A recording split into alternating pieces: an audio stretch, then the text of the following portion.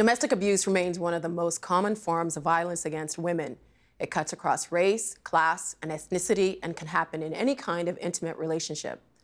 This Saturday at 9 p.m., TVO presents the world broadcast premiere of the much talked about documentary, A Better Man, which aims to bring men into this conversation in a new way. And that's what we're also picking up on. To do that, can we welcome on the line in Ottawa, Ontario, Todd Augustus Scott, Executive Director of the Bridges Institute, a domestic violence therapy center, and the therapist in the documentary A Better Man.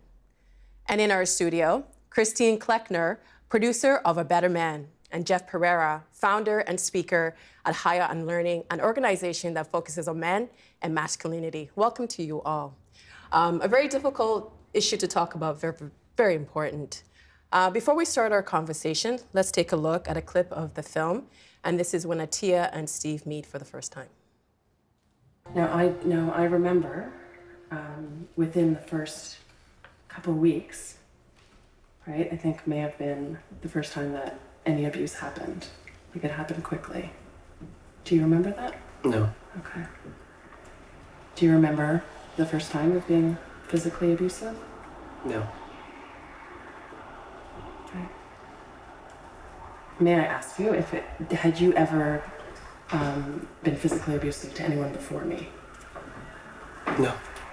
I was so young. Yeah. You were my first real girlfriend. How did Attiya meeting with her abusive ex-boyfriend and entering therapy with him become a film? And this is after 20 years. That's right. It's after 20 years. Thank you. Yeah, Attiya escaped her partner over 20 years ago now, and she always knew that she wanted to find a way to tell her story. And over the years, she really took time with that. Her career happened, her life happened. She really has a wonderful life. But she ran into Steve in Toronto, and they ran into each other a few times, and she realized that she wanted to speak with him, and she felt safe enough to speak with him. And she asked him to sit down with her in a coffee shop and talk about this, and he agreed to, with a lot of consideration. Again, she had a lot of support. She felt very safe doing it. And she filmed their first conversation in a coffee shop. And after she did that, she realized that she wanted to take it further. And I'm lucky enough to have been introduced to her by our executive producer, Sarah Pauly. Attiya was looking for a producer. I knew Sarah from Stories We Tell, which I had worked on with her. And we met, and I saw the footage, and I knew right away it was a really important story. And we trusted each other to figure out how to tell her story. So we worked really hard together to move forward in making the film. The film is really intense. There's a lot of silence in it. I'm just wondering, did you have any resistance in getting it made? I don't know if we had resistance. I remember pitching this idea to Jane Jankovic here at TVO. We're so lucky to have met Jane. Jane's fantastic. She's amazing. And she understood it right away, and that was really reassuring for us. She understood why this was important despite how hard it is, and that this is something we haven't seen, and that this is a version of this topic that we have not seen on camera. And having that trust, and having that trust also from the National Film Board, having those people behind us, those institutions, understanding why this story needed to be told despite the challenges, really gave us a lot of the courage that it takes to keep moving forward and to believe in the story. So it was challenging, and a lot of people didn't always trust it and still might not. It's a new story that we haven't seen about this topic in a film, and it was challenging, but we feel very confident about the choices we've made. I find it interesting that you said some people might not trust it. I want to bring Todd into the conversation. Todd, can you maybe expand on that? Why some people might not trust the film? Well, often these men present initially with pretty irresponsible stories about minimizing the seriousness of abuse or blaming other people for their choices or denying it outright altogether. So often that ends up being the face of men who've used violence in their relationships. And so part of my work with men as a counselor is to see what other stories the men could tell about how they'd prefer to be. And it just and they often talk about stories of preferring to be respectful and kind and caring, and just often people don't have access to those stories, and if they've been hurt by somebody, they are reluctant, of course, to trust them.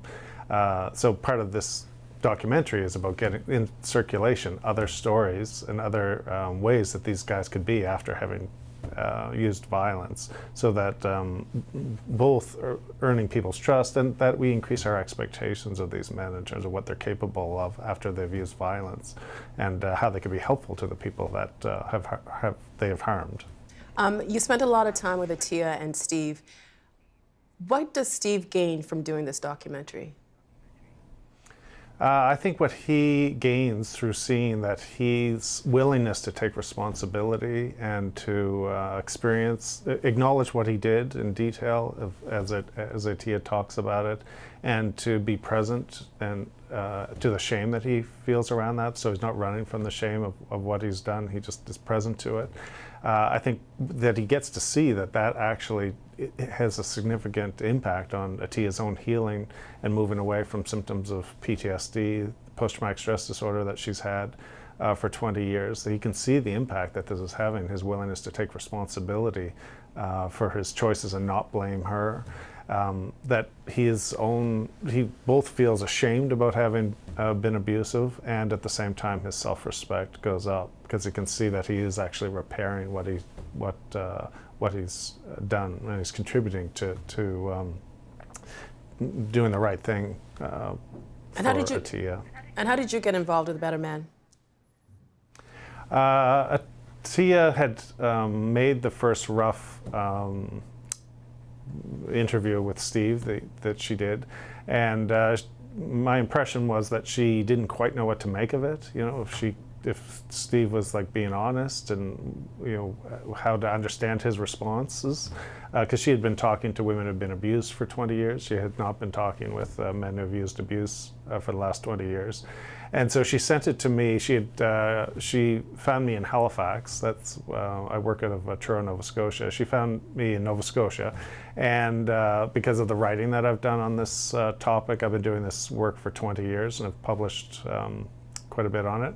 And so she found some of those writings, and through those writings, she connected with me and then invited me to look at the raw footage and said, what do you see here? And what I actually saw was two people, Steve and Attiya, trying to have the kind of restorative conversations that I'm having in my office on a regular basis. And then through that process, she invited me to come up and interview them separately and then together, which is work that I do on a daily basis in Nova Scotia. So she invited me to become part of the film project as a result.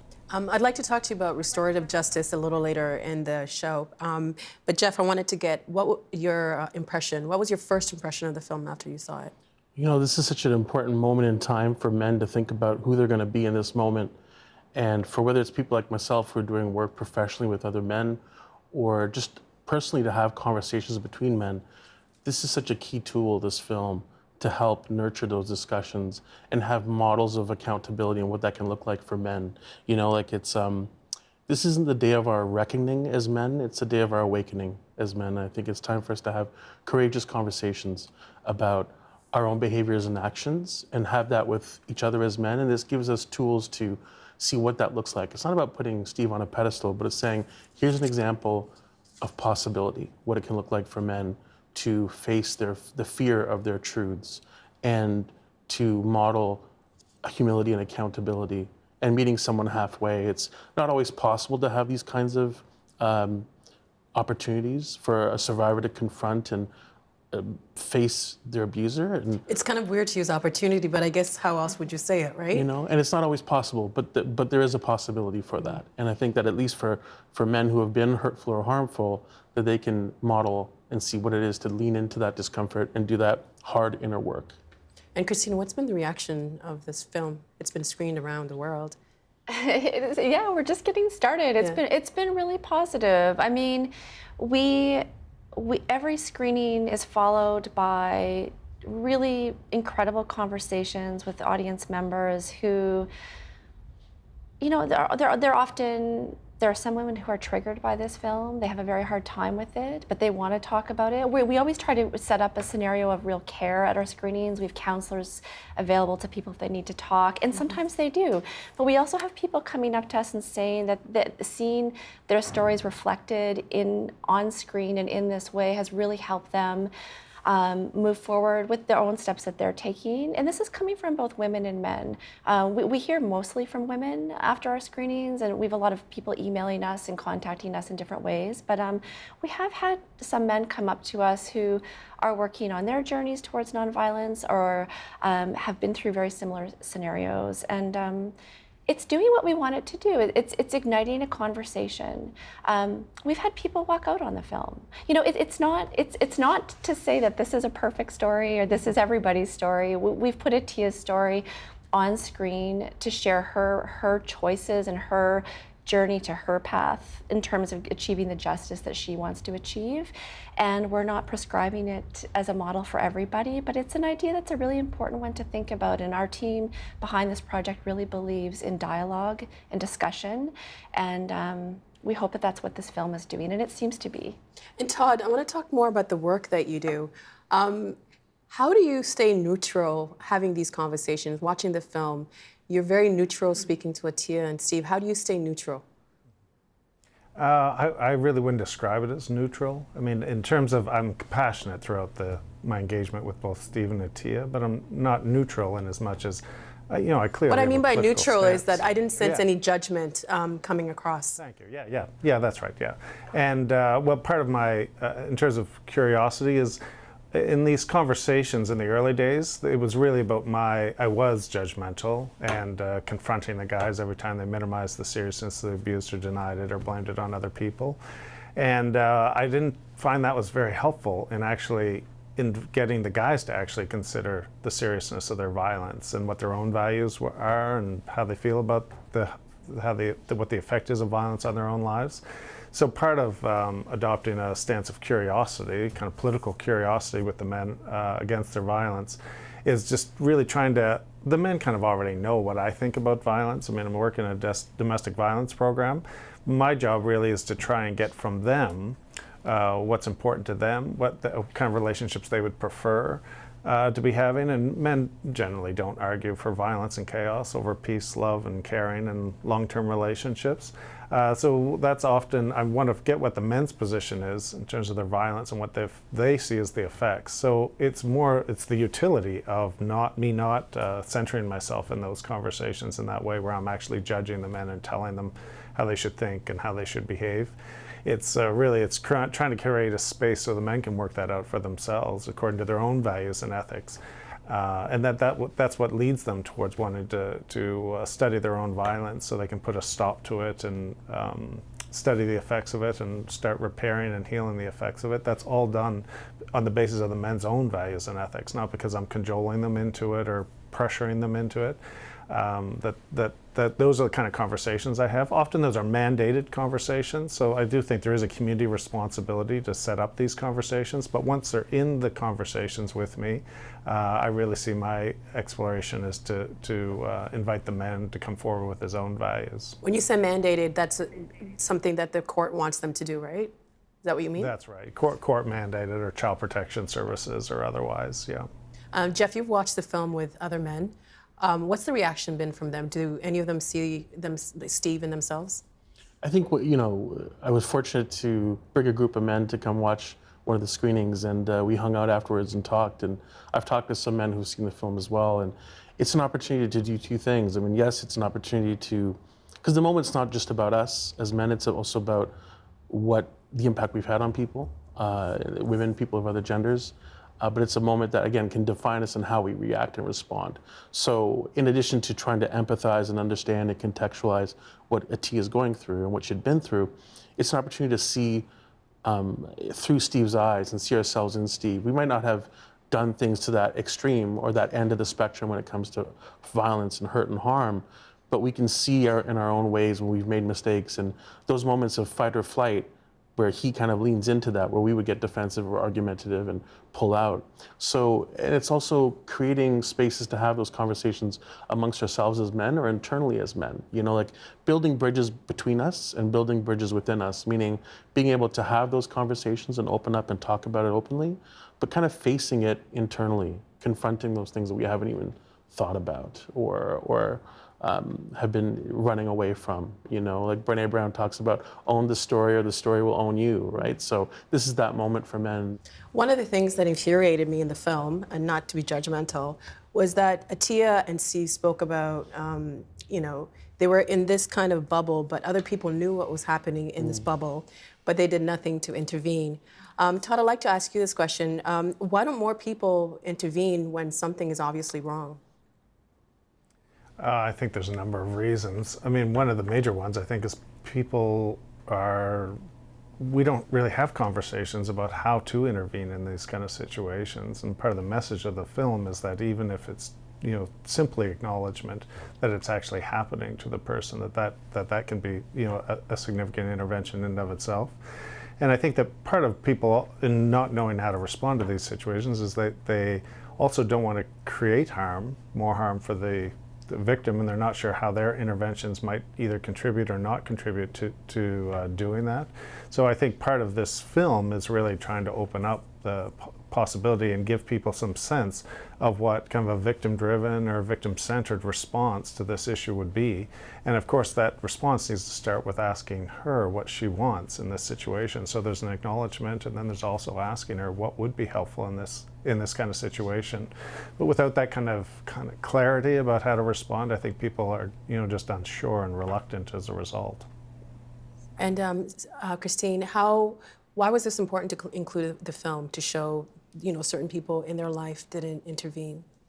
Oh, this film is about more than just Attiya's story, Attiya and Steve's story. It's about the role of community, and you know, we are telling the story through Attiya's experience and Steve's experience, but really we wanted to shine a bit of a light on the community response that they saw in their experience. And a lot of the work that we're doing with the film, outside of the film, is to try to ignite these conversations and support these conversations around how to talk about the subject and how to talk with each other about this and what the community's role is about this, because we're still learning how to do this. And by showing these moments in the film that are not easy to watch, and they're really painful to realize the role we all play in these stories, really, I think a lot of people have come to us and say that they've had similar experiences. They feel that role in their community. They know that this is what's happening, and we're not responding, we're not intervening, we're not educating. Like, you know, people really feel that. And so by very quietly showing this experience of Attiya's in the film, it's, again, like it sparked discussion around what matters here. And Jeff, when you talk to men and the groups, when you screen this film, what role do race and culture play in abuse and the silence around it? I think that there's a lot of commonalities with men universally, no matter where you're from, around these issues. But there's stigma that comes with being from, I'll speak as a man from, South Asian communities, that there is this, stigma that other men get drunk and beat their women, right? There's these racial stereotypes. There's a truth that violence against women is happening at the hands of men in any space, any religion, within any community, culture, subculture, etc. So there is a need to have some ownership over the issue, and the men in the space to step up and say, this is something we need to talk about, and overcoming that fear of feeding into a stereotype. And rather than doing that, this is an opportunity to show the best of us, that we are not that we can model and be examples by taking this conversation head on. Is it really that simple, though? No, it's not. I mean, I can tell you from my personal experience, I've been very fortunate to share space with different cultures and religious groups, and it's the thing is not the feeling that I'm coming in as a savior or this perfect person that's trying to tell them, oh, you need to do better. It's just encouraging them to step up, and they need to champion that cause and feel that they can speak up and step up and talk about it. They know their communities more than we do, or that someone as an outsider does, but it's about acknowledging that this is an issue that happens everywhere, and that we have different ways of having the conversation. I mean, you know, a lot of old school cultures will have this idea of like, we don't talk about our business outside of our doors. And it's because of, again, the shame and the social status, how it's impacted by our truths. But I think it's more important to embrace the positive impact we can have by being honest about these things. I'd like to show another clip from the film, and this just to give an example of Attiya and Steve's therapy sessions. What you're reminding me of is the level of anger. Not quite hate, but anger. When you look back at it as an adult, what were you taking out on Attiya? Absolutely everything. And what was everything? Had you experienced violence? Mm-hmm. Yeah. Do you think there's any relationship between that experience and what was Definitely. going on there? Todd, how do you balance the victim's pain and the abuser's shame with compassion for one another in the process of these therapy sessions? I think that's a very important question. I think in the early days of doing this work, we really thought to hold the men accountable and responsible, we had to be tough on them and confront them and get in their faces and challenge the different ways, again, that they were minimizing their abuse or whatever. And what I've learned over the years is that it's been much more, the kind of compassion route has been much more challenging for men. Creating a space where they can be honest about what they've done and actually confront the shame and pain that they have over what they've done has resulted in much more honesty from the men, and has facilitated the process of studying their violence and studying the effects of it and what they need to do to stop it. So I actually found through the compassion that I'm bringing into the conversation and creating context and conversations around respect and trust and caring for these men, that actually that's been the much tougher path. When I was using that oppositional engagement and confronting guys, that is what these men were used to, especially from another guy, to be in those kind of engagements of win-lose and right-wrong, and that oppositional engagement was pretty common, and many of the men were better at it than I was. And so, well, that really didn't change the kind of conversations these men, I was trying to invite these men into. And so now that the conversations have changed and they're much more about this compassion, the path is much more difficult for the men. I'm not trying to make it difficult, it just is more difficult because the men feel safe enough to be really honest with themselves ultimately about what they've done and the pain that their choices have led to. And so really I think part of the message of the film is that accountability and compassion actually can come together. How common is it for the abuser to not remember what they've done in the past? I mean, there's just it's common, and just it's common for the women and men to remember it differently because, you know, even though they were in the same experience, they were assigning meaning and importance to different things during that engagement, which happens in the film, and also, I mean, some of the men do forget. They've been trying to repress something that they've been ashamed of and that's painful for them for quite a while. So they've been trying to distract themselves from times that they've acted in ways they're not proud of. So the forgetting is common. And I mean, of course, sometimes men say they forget when they really do remember, but they're too ashamed to admit it, and they don't feel safe enough or respected enough by me yet in the conversation. So they lie about it. And at the same time, often what I find is that if I can create enough, in the context of the conversations I have, if I can create enough safety and respect for the men, they recognize that by lying to me that, you know, the only person who's really getting hurt from that is themselves at this point in terms of things not moving forward, and her in terms of him not changing his behavior, you know, as Steve does in the film. And the film itself, Christine, has a silent quality to it. Mm-hmm. There's plenty of breathing room. Mm-hmm. Why was this important? It's important because it's a really hard story. It's a hard film to watch. We're in very intimate conversations about intimate partner violence between Attiya and Steve, and it's a challenging film. And we needed to create space to absorb what we've learned, to contemplate what we've learned, to breathe, to have a break from it. To hear Attiya's voice, in all the moments that we breathe, we are hearing her voiceover, so we're getting her perspective outside of her direct experiences with Steve in the film. And it just, we did everything to avoid sensationalizing this topic. We tried to be very honest and real and to create space rather than overwhelm, alarm, and scare our audience into, you know, I just feel like a lot of films on this subject matter can feel very over-sensationalized, and we've done everything to avoid that. And Jeff, I want to ask you this question, but I want to address it to Todd first. Can someone get a sense of justice or to a place of healing without doing therapy sessions with their abuser? Oh, for sure. Yeah. Most of the conversations or contact that we would have is not actually face-to-face. I mean, that's what happens in this film. But often these women and men are still connected through children, even if their relationships ended, so that they're still connected through children or live in the same small community. So there's lots of, part of the point of the film is thinking about justice or just outcomes in terms of repairing and healing the harms. So that's how we're thinking about just outcomes and justice in these cases. And so that part of that, lots of repair can happen without the woman and man actually meeting face to face. It can happen through counselors or through letters or through video. I mean, there's lots of different ways that can happen. And certainly there's lots of different components of healing. Just, a powerful one is if the person who hurts you, who's blamed you for why they've abused you, if that person can, take responsibility and tell you that, no, you weren't to blame for the abuse. That was wrong what I was doing. I was 100% responsible. Often that's very powerful for women who've been abused and blamed for the abuse. It's often very powerful for them to hear that from the person who had hurt them. Is that what we mean when we hear restorative justice? We've been hearing that used to describe the film.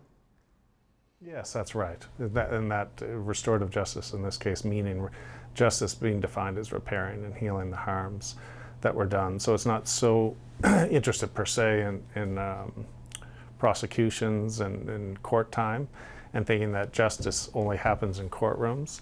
Part of this is about thinking about justice as restoring safety, restoring respect, integrity. And so a harm's been done. How does the person who did the harm and others in the community, not just that person, but others in the community contribute to repairing the harms that were done? I want to show another clip from the film, and this is a clip of when Attiya and Steve go back to their old apartment where their abuse took place. Let's take a look. You would think though, like, that one person on the entire street would have helped.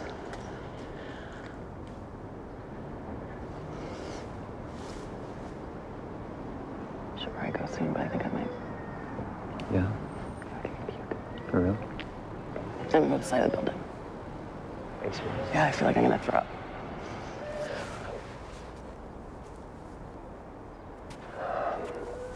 Let me just, Oh, God.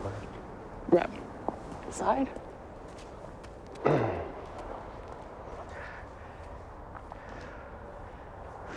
Attiya,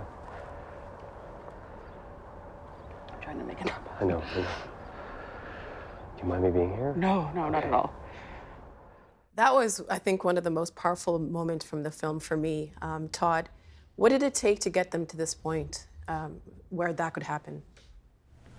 Right. Well, there's been a lot of work and conversation that have gone on before that scene. And part of what, in terms of earning the trust, Attiya's trust, is Steve's willingness to really acknowledge and what her experience of his choices were, and what the effects of that were, and his own willingness to explore, his own experience and how he ends up making choices that were, contrary to how he'd prefer to be in the relationship, and his willingness to say back in terms of what he's actually hearing her talk about, and his and being able to be present to his own shame about that, while at the same time trying to care for Attiya. So it's not a shame of self-absorption, where he's pitying himself. That's not the quality of the shame at all.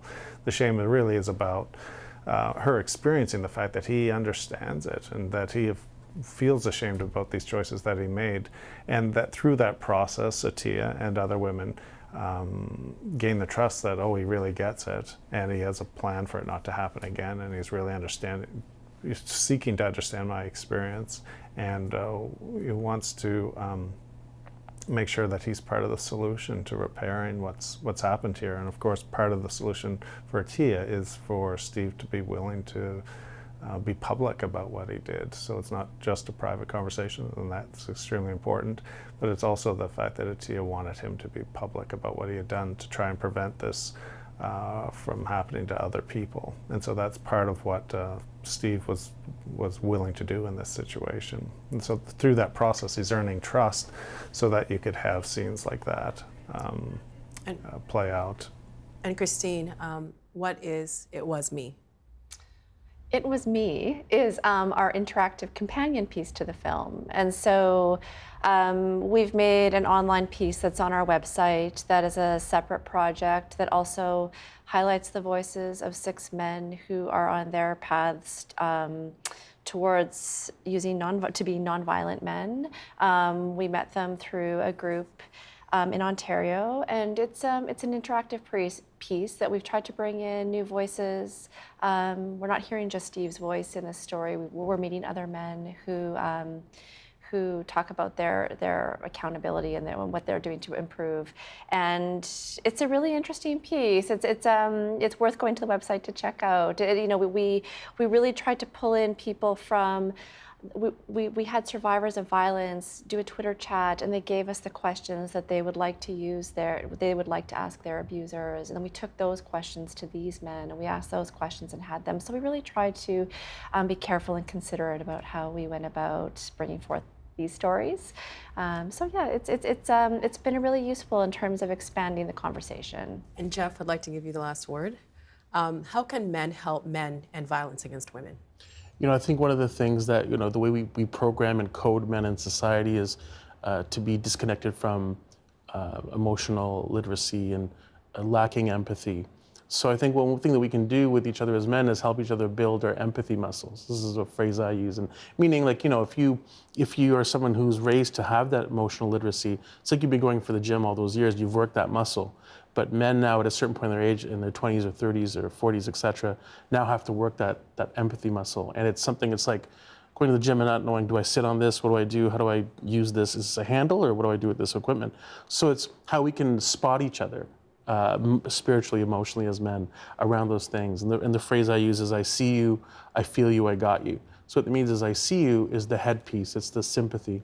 Seeing Attiya's reality in this case, watching this film, seeing what she's gone through and realizing the reality of it. I feel you is the empathy piece. Now it's understanding how that affects her in her life back then, at home, in her community, at school, how it affect her learning and how she'd, detach from society or that kind of thing. So it's being able to kind of see it in action. And then I got you is the action piece. It's how it becomes manifest in your own life, doing that inner work, but with each other as men. And rather than leaning on women all the time to do that emotional heavy lifting, as men, we can do that together and talk about these things. And it's really about being the lesson in action, by demonstrating and modeling to each other and creating permission amongst ourselves to talk about this stuff as men and go there and own it and show up and face it, and that it's okay. And by me modeling and opening up and talking about my mistakes, which I do with men, I think it's so important, because then they can say, oh, okay, well, I can face this thing that I've been numbing myself for years from avoiding to talk about, and how that, in fact, in the end will help us towards moving towards a society where men, we can be, we can have faith restored in our men. Again. I like that, being the lesson in action. Yeah. Thank you, Todd. Thank you, Christine. Thank you, Jeff, for helping us to unpack this complex issue. Thank you. Thank you. Help TVO create a better world through the power of learning. Visit TVO.org and make a tax-deductible donation today.